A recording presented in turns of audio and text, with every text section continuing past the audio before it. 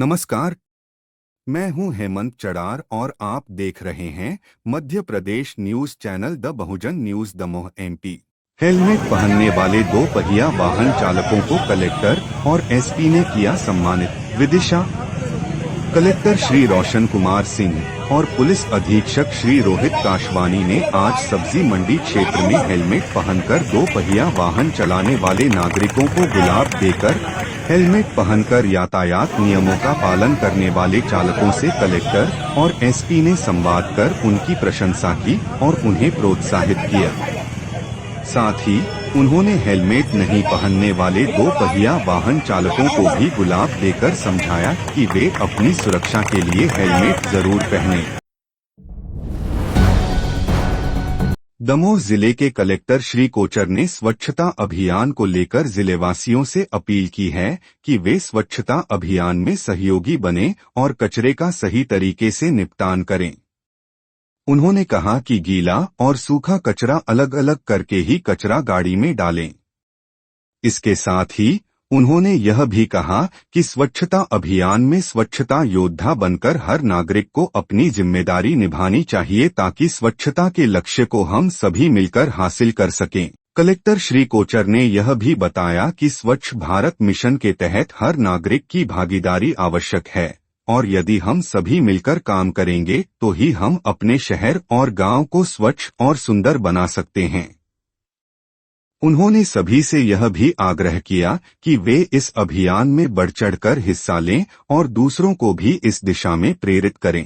स्वच्छ भारत सर्वेक्षण 2025 प्रारंभ हो चुका है और इसमें नगरीय क्षेत्रों की रैंकिंग की जानी। हमारे ज़िले में हमने शहरी क्षेत्रों को स्वच्छ बनाने का जन सहयोग से बीड़ा उठाया हुआ है।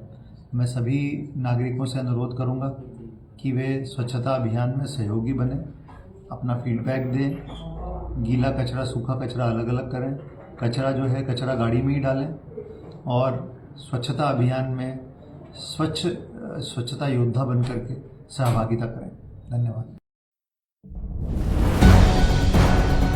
दमोह प्री प्राइमरी एल के जी और यू के जी की किताबों के संबंध में आदेश जारी। दमोह जिले के कलेक्टर श्री कोचर ने प्री प्राइमरी एल के जी और यू के जी के विद्यार्थियों के लिए किताबों के संबंध में आदेश जारी किए हैं।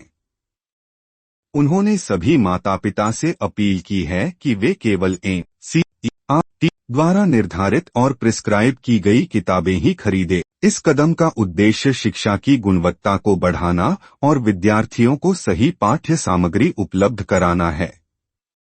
कलेक्टर श्री कोचर ने यह भी बताया कि यह आदेश विद्यार्थियों के सही और व्यवस्थित शैक्षिक विकास के लिए है ताकि उनकी शिक्षा के शुरुआती चरणों में ही उचित सामग्री का उपयोग किया जा सके।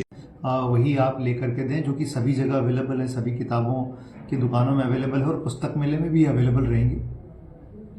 अभी तक के जो हमारे आदेश थे वो कक्षा पहली से 12वीं तक के थे, लेकिन अब हमने KG1, KG2 के प्री प्राइमरी कक्षाओं के लिए भी आदेश जारी कर दिए।